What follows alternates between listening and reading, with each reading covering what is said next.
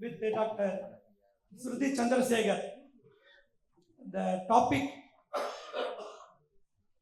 that is exercising in diabetes. She's a right person. I know her for so many years. She is a very good dancer. For the diabetic people, we advise them to do some type of activity. Well, first of all, we make them to do some activity. We advise them to love the activity what they want to choose. Then only it should be sustainable. Then we can get the benefits. It's a right person. She's a consultant endocrine and diabetologist at Ralas Hospital and Sri Vikas Center, Velachery. Did her MBBS in Kilpatrick Medical College, Internal Medicine, University of Buffalo and Albert Einstein PA, Endocrinology and Diabetology, University of Maryland MD. So, if you have a chance, you can witness her dance during Navratri. All the best.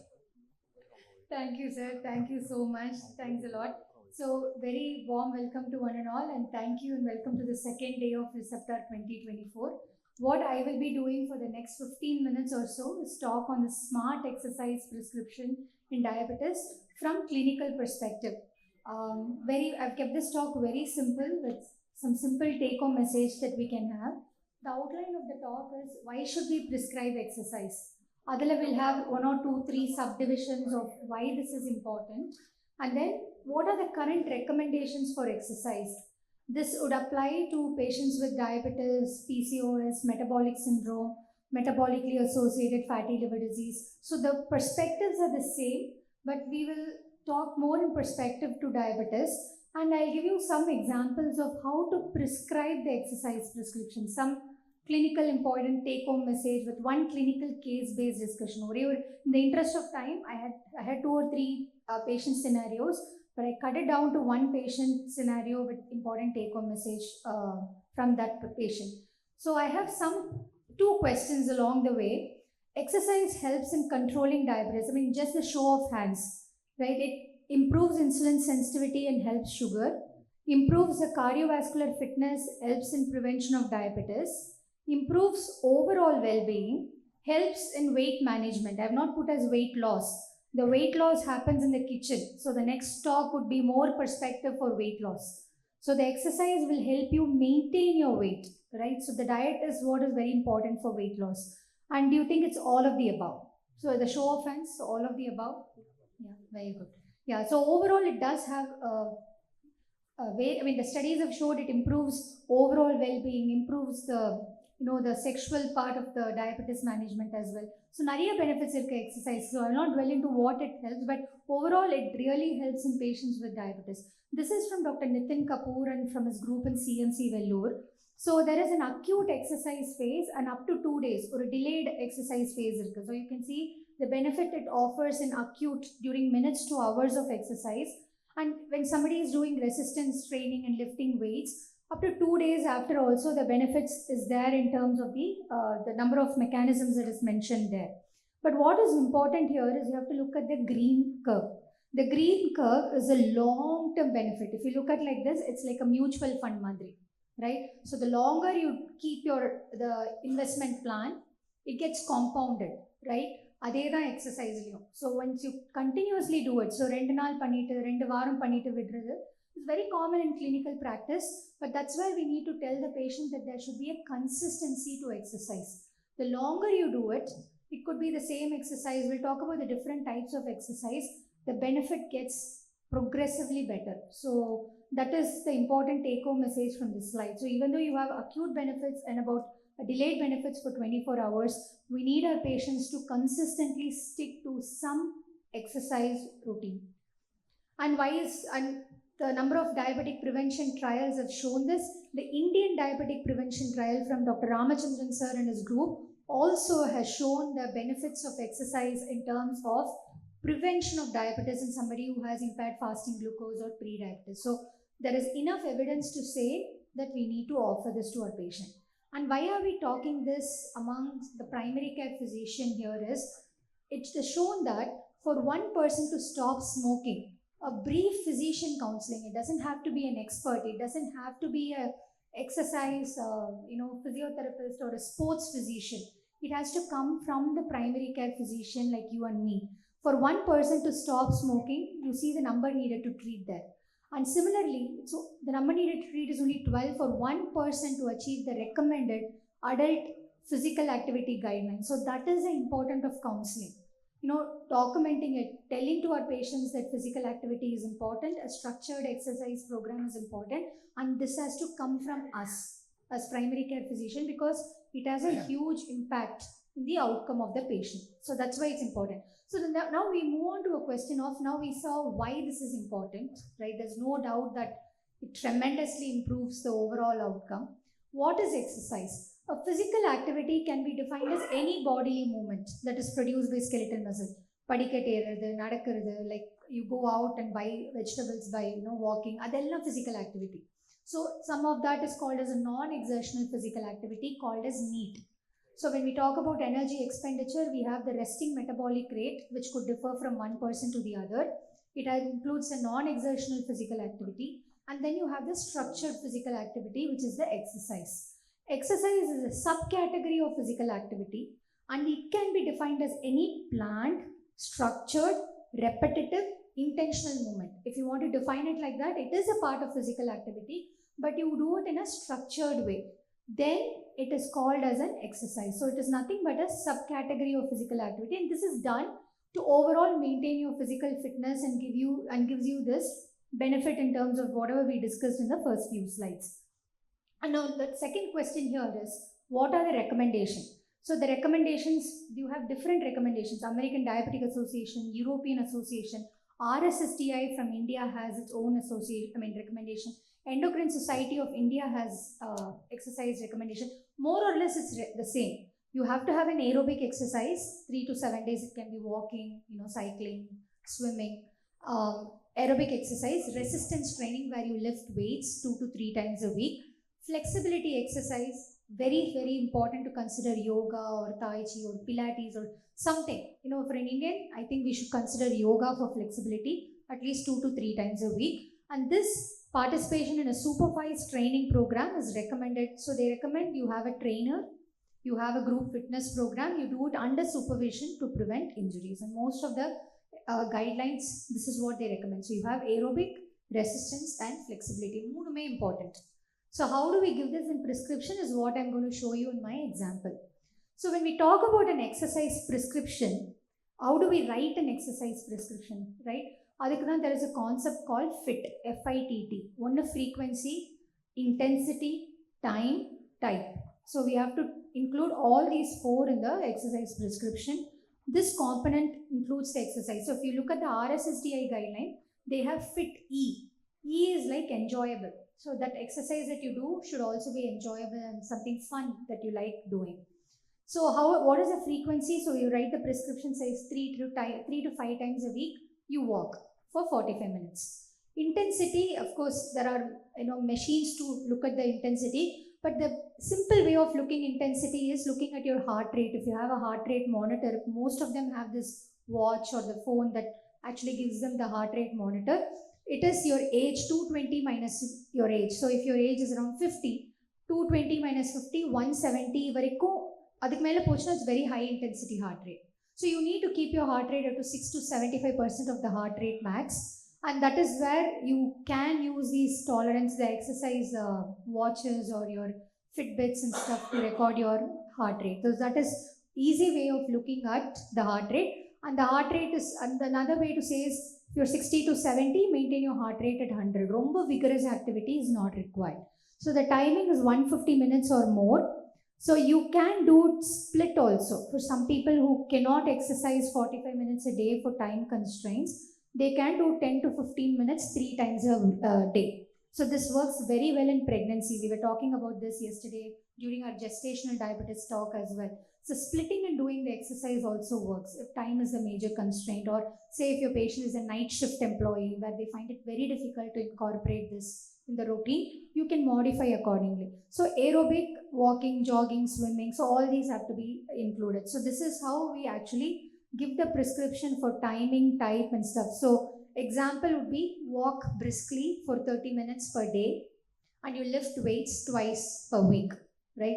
So, this is important. If you look at the refill column, it is forever. So this is not something that you do. This is a very simple way of putting it, right? You're going to walk for 30 minutes, no gymming, there is no great, and you can just get a dumbbell or 1 liter water bottle and you can do some basic biceps, squats with the available weight that you have. And that is to be done twice per week. So this is how a example for a handwritten prescription for exercise should look like. And if you compare it with a medical prescription, so for example, if you compare it with ibuprofen with exercise, you say moderate intensity, timing should be 30 minutes, 5 days per week you walk, and slowly increase the other part of the fit prescription is progression. You slowly increase it to avoid injury, and again the refill is forever. So they have to continue this forever. So this is how we actually give a proper exercise prescription, not just for diabetes, for any other metabolic disorders. So the effective exercise prescription should integrate physical activity into daily life. It should not be a chore, right? So it should not be something that is monotonous and boring. It has to be cost effective also. We can't ask somebody to pay 7,000 or 8,000 for a gym membership and do it. So you will have to figure out how to incorporate this with the socio-economic situation of your patient. And it has to be perceivably enjoyable, and that's what the RSSDI says. And they should continue this long term. They shouldn't do it, as I told you, the effect of exercise compounds over time. So it is very important they stick to it and continue it forever. So idella we'll have to look into when we advise the exercise prescription to our patients. So with this, we'll move on to patient number 1. So I have about 9 minutes, so we'll try to finish off in like few minutes. So this is a 45-year-old male, type 2. He's a 12-year diabetic. He has diabetes for 12 years. Hypertension, dyslipidemia, HbA1c is 8.5. He's on good medications. We'll leave the medications for now. He has basic investigations are normal. Now he comes and talks to you, says that I want to start exercising. I want weight loss. We have another talk, and the last talk for today is how to reverse diabetes, or how we do remission in diabetes right now, which is getting very popular right now. So now he wants to take diabetes under control and desires weight loss and lifestyle changes. And he has a goal that I want to run Chennai Marathon 5 or 10K by the end of the year, which happens every year in January. And so far, when we see patients like this, we have to get their exercise history. So like how we have history for others, there are pre-printed questionnaires that are available. You can ask your patient, how much do you move? What is your non-exertional physical activity? Tell me your day-to-day routine. Like, how do we get a diet history? Similarly, we can do a 24 or a 1 week recall and see how much of exercise or how much of movement the patient has already done, right? So, or already doing in their routine lifestyle. So far, if you categorize them as inactive. So you have 4 categories in that: inactive, moderately active, very active, vigorous exercise. So you have 4 subtypes after you ask the questionnaires, but in this patient it was inactive. So what will you advise them? Again, there is no right or wrong answer to this, right? So, all of us would practice differently. So it's absolutely okay if you pick one. So would you say you start running 30 minutes a day? How many of you would say this? He's coming to you for the first time. Idu varaikum exercise pannala. So you're going to say that you start running 30 minutes a day. How many of you would say that? No, I don't see any. Start yoga and swimming. Okay. See a cardiologist first. How many of you would say? One show of hand. Very good. Yeah. I don't see anything wrong in this with a growing cardiovascular incidence after a run or a walk. Yeah. And you would say check blood sugar before walk. And if it's less than 100 or more than 250, defer exercise. How many of you would say that? Okay. Few people would say that. Can start walking daily 30 to 40 minutes and then gradually increase. Yes. Okay, majority of them would say that. Yeah, as I told you, I think between C and E, I think most of them who have chosen E. I would also go for E, but we'll see what are the guideline recommendations for that, right? So if you look at the exercise prescription and when do we refer to a cardiologist, as I told you, we review the medical history, the cardiac history, anginal symptoms irka. You can get all the questions from the patient. You look into the cardiovascular, pulmonary and metabolic component of it. See whether the patient has any known high risk of cardiovascular disease. And if you think the patient is high risk, please refer them to a cardiologist. You can actually give a referral saying that I'm referring this patient because he's going to start exercise please evaluate and give me your expert feedback opinion, right? You can always do that. Send them to a cardiology colleague with a reason of why you are doing that. Or the panniti you can do. But if the low risk, if there is nothing major in your history taking, then perhaps you can ask them to start walking 30 to 45 minutes. The guidelines from the exercise, the American sports medicine guidelines says that even if the patient has a cardiac history and if you think the patient has a cardiac high risk for cardiac disease, a minimal walking is acceptable is what they say. You can ask a patient to start walking slowly. That would be a good tool to start somewhere in terms of physical activity. So this is how you categorize it. And if you have a patient who has a high risk, you always would refer them to a colleague and you will always ask them to have the exercise under supervision. ஏதாவது ஒரு trainer ப்ராப்பராக form தெரிஞ்சு ப்ராப்பராக even yoga I recommend patients to not look into the YouTube and do it. Have a trainer who can actually look into it, go to a class, at least learn the poses correctly and then you start doing it. That's what I usually tell my patients. It's always better to have a supervision and do it. For any low risk, no further medical clearance is needed. So this is from the risk stratification perspective of when you would refer your patients for an expert cardiology opinion before you start them. So the component would be, you will ask them to start, frequency would be 3 to 5 times per week. You can ask them to talk, the aerobic, you can start them to start walking, and then 20 to 30 minutes. And if you want to look at the intensity of exercise, sometimes the patient will say, na ivlo pandren doctor, what is this right?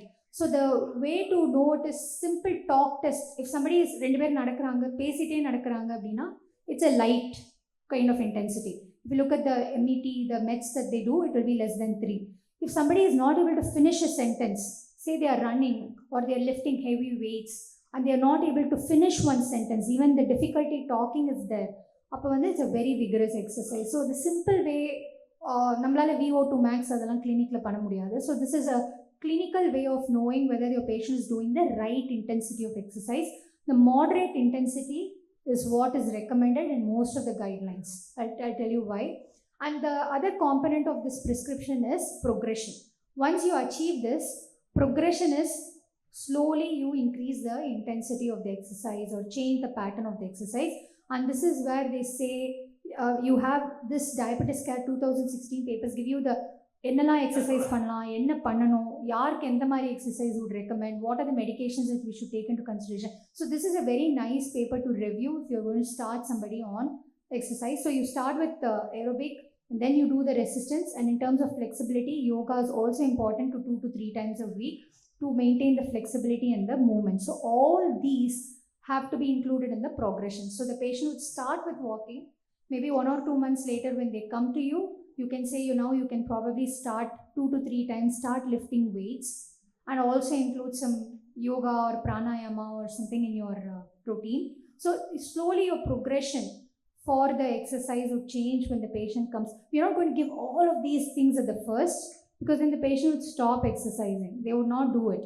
So konja konjama pandrathu dhaan is better. So slowly you intensify the prescription for physical activity. So what could we do? We've already started with walking. As I told you, split and walk is something that you can do. A lot of studies have shown that weekly twice strength training or muscle training exercise with the resistance band or 1 liter water bottle or dumbbells. On weekly once, mobility and stretching is very important. In addition, you can have standing desk like this, take your calls while you're walking, use staircase. This is what is called as a non-exertional activity. Structured illa, but you keep moving. The more you move, it's actually good for your metabolic disorders.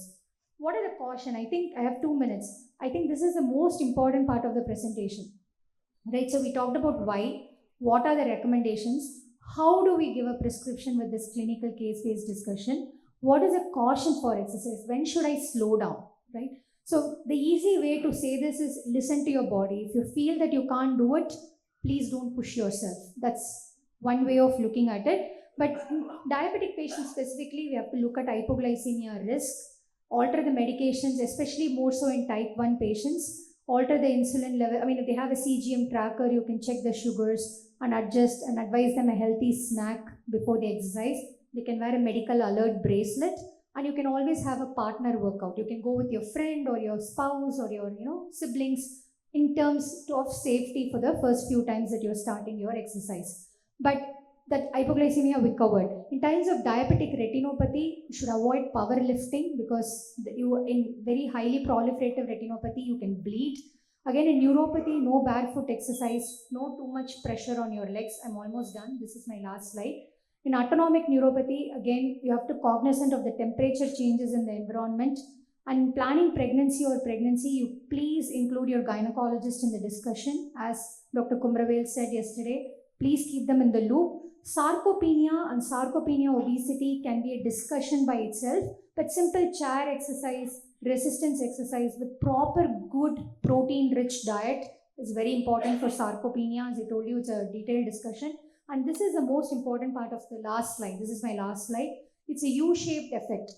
Like in medicine, everything is U-shaped. அளவுக்கு மிஞ்சினால் அமிர்தமும் நஞ்சு அந்த மாதிரி தான். So this is true for sleep, this is true for exercise, this is true for everything. So too much exercise, I've seen long distance endurance runners and stuff. Now there is a lot of caution from the society because too much of this is not safe in terms, and we have seen a lot of people collapsing after runs, after long distance running and cycling, perhaps because too much is not good for your body as well. So what is the recommendations we showed you, and that is probably the wise place to keep your exercise prescriptions to. It's better to avoid vigorous exercise and too much exercise, and I told you, listen to your body is what is very important. So I'll finish with this slide. Hippocrates said, not now, 460 BCE, he wrote, eating alone will not keep a man well, he must also take exercise. So that is the importance of exercise, and with this last slide, I finish and I thank the organizers for this opportunity. Thank you. Well done. Beautiful deliberations. You have covered all the components of the exercise.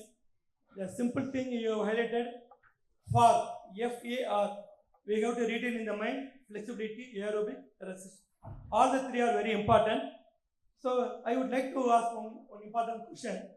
Nowadays, some studies are highlighting doing the exercise in the late afternoon and evening is better than that of doing it in the morning. Morning exercise, evening exercise. The studies have shown that evening exercise between 3 and 6 p.m. is better in reducing the mortality and cardiovascular risk, everything. What is your opinion? Sir, I think there is a mixed review about that, sir. There are also few studies which say that morning exercise improves your natural growth hormone level, especially in the fasting state. I think that's a I don't know if I have an answer to your question, but it's better to, as I told you, I generally recommend according to the patient's work schedule. So sometimes I might just ask them to split and do morning 15 minutes, evening 15 minutes, something like that. So I don't know about those studies. I'm sorry, I don't know. Truly speaking, most of us are doing in the morning only. But I tell my patients, நீ முதல்ல பண்ணு போதும். Exactly. Whether morning or evening, முதல்ல பண்ணா போதும் சொல்லி this is a way we used to tell. Yeah, probably true. Dr. Kumaravel, what is your opinion?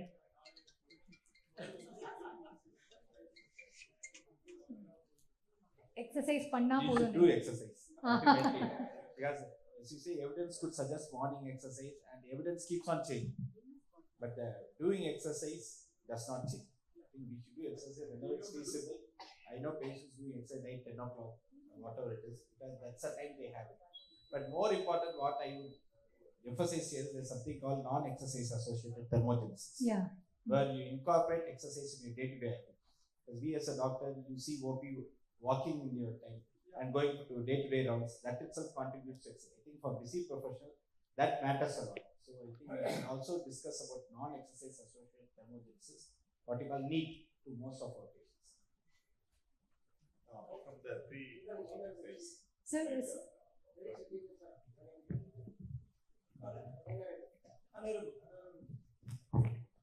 Apart from the three modes of exercise, weight bearing, stretching, and aerobic exercise, they say there's a new dimension to do also balancing exercises, especially old people. They should not fall. Right. Very big risk for diabetes. What's your take on that? Yeah, definitely. The balancing exercise, like Western countries, there is something called Tai Chi, where they have these balancing movement exercise and Pilates. But some balancing poses are there in yoga as well, like the tree pose all those things are balancing exercise, and there are some yoga exercise also which helps with balancing. Yes, that's why I said that includes flexibility and balancing comes together. And I think it's better to do it as a supervision, even though it prevents falls. The first few times that they start, they shouldn't fall. Apron, they shouldn't break their bones and come. So it's always better to do it under supervision or hold it and do it. If they're doing Tadasana or something, hold it and do it. That would be better.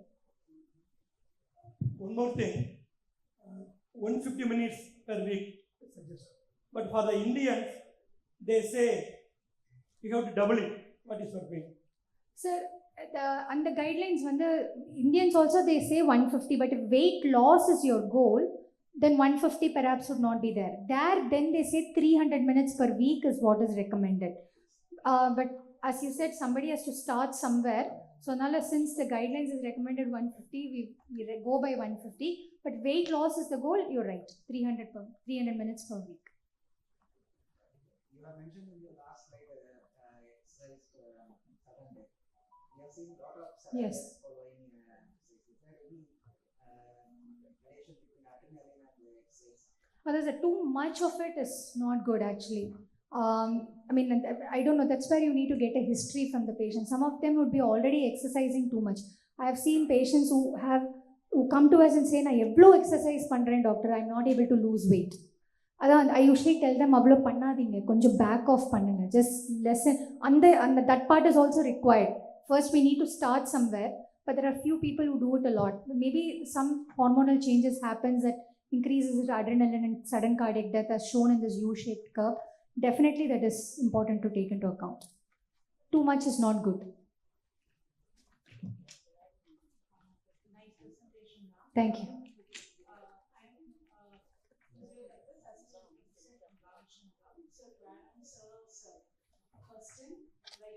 Pediatric patients should be incorporated with balance and coordination exercises for sure. Absolutely. And recently, functional resistant training is on go for especially pediatric patient, where it incorporates functional along with the resisted exercises, which will also improve the balance. Yeah, So we absolutely. can go over there. And regarding 150 minutes, so maintenance, as you say.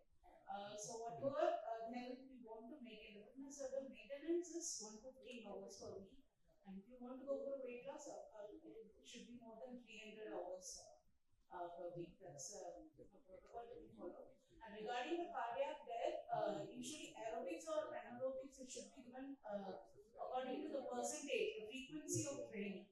So anything like if they have a sedentary lifestyle, 50 to 60% of training is good for their cardiac health. If suddenly they are exercising 80% of their HR max, it leads to fatal.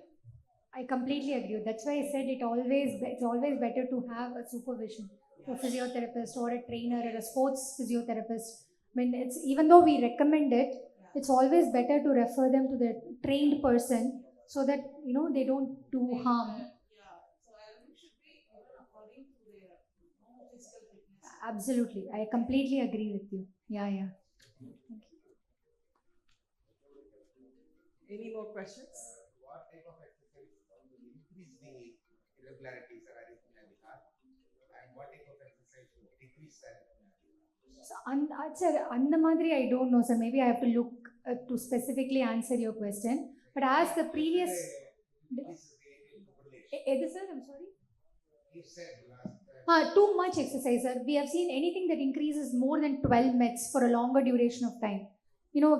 I have some running friends who run 2-3 hours on the road.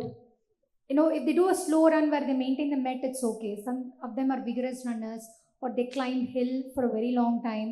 So anything that increases the mets for a longer duration of time, yes, it increases the overall cardiovascular.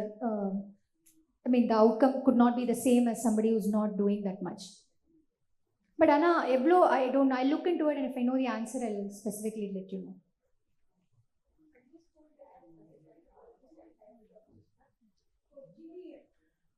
We say besides the insulin and therapy, we ask them specifically after every meal, a pregnant lady, we eat even dinner, night time or afternoon lunch.